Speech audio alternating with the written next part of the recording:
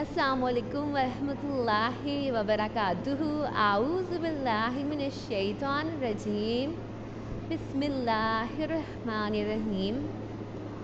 تو آج انشاءاللہ ہم سورہ کوثر کے بارے میں بات کریں گے۔ سورہ کوثر قرآن پاک کی سب سے چھوٹی سورت ہے اور اس کی 3 آیات اور 1 رکوع ہے۔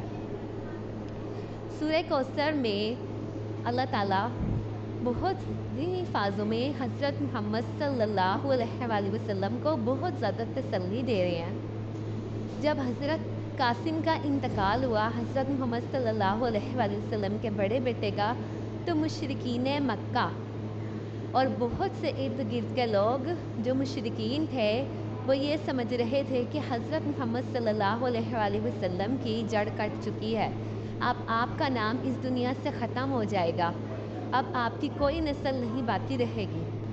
لیکن پھر یہ تو اللہ ہے نا، اللہ تعالیٰ نے ان کی نسل کو ابھی تک قائم رکھا ہے۔ اور آخری آیت میں اللہ تعالیٰ نے ان الفاظ میں تسلی دی ہے حضرت محمد صلی اللہ علیہ وآلہ وسلم کو کہ آپ کے دشمن کا نام و نشان بھی باقی نہیں رہے گا۔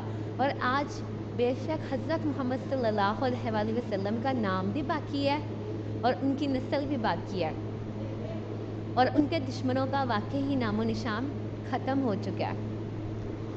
حضرت محمد صلی اللہ علیہ وآلہ وسلم کی نسل حضرت ان کی بیٹی حضرت فاطمہ علیہ السلام سے چلائی، ان کے بیٹے حضرت حسن اور حسین سے۔ جب وہ اتنا مشکل دور تھا کہ جب آپ کے اوپر اتنے طرح کے الزامات اور آپ کو ہر طرح سے باتیں سننے کو مل بھی تھی، لیکن آپ نے ہمت نہیں ہاری اور اللہ تعالیٰ نے آپ کو بہترین نعمتوں سے نوازا۔ وہ لوگ یہ سمجھ رہے تھے کہ آپ صلی اللہ علیہ وآلہ وسلم کی اب ساری نبوت ختم ہو چکی ہے اور جو نعمتیں ان کو ملی تھی وہ بھی ختم ہو چکی ہے، لیکن ایسا کچھ بھی نہیں ہے۔ اللہ تعالیٰ نے سب سے زیادہ ان کو نوازا اور حوض کوثر عطا کیا آپ کو۔ اس میں حوض کوثر کی بشارت ہے، اور آپ کو کہا کہ صبر کیجئے، نماز پڑھیے اور قربانی کیجئے۔ نماز اور قربانی کا ذکر ہے اس کی دوسری آیت میں، اور اللہ تعالیٰ نے حوض کوثر عطا کی، اور کہا جاتا ہے کہ حضرت محمد صلی اللہ علیہ وآلہ وسلم کو وہ حوض کوثر قیامت کے دن ملے گا، جس سے آپ اپنی امتیوں کو سیراب کریں گے اس کے پانی سے۔ اور حوض کوثر کے علاوہ یہ ایک نہر بھی ہے جو جنت میں آپ کو ملے گی، جو صحیح مسلم میں ہے کہ وہ میرے امتی اس وقت میرے پاس وارد ہوں گے، میرے پاس جمع ہوں گے اس پانی کو پینے کے لیے۔ اور صحیح البخاری سے ہے حدیث کہ حضرت محمد صلی اللہ علیہ وآلہ وسلم نے فرمایا کہ اس دن میں تم لوگوں سے پہلے پہنچا ہوا ہوں گا۔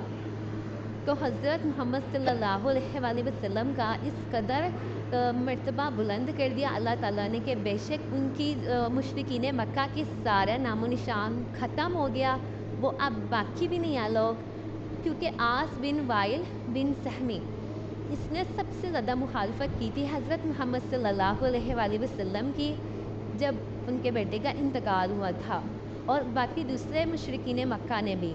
تو اللہ تعالیٰ نے ان کا نام و نشان ختم کر دیا، اور ہمارے نبی کا نام ہمیشہ سے تھا، ہمیشہ ہے، اور انشاءاللہ تا قیامت ہمیشہ ہی رہے گا۔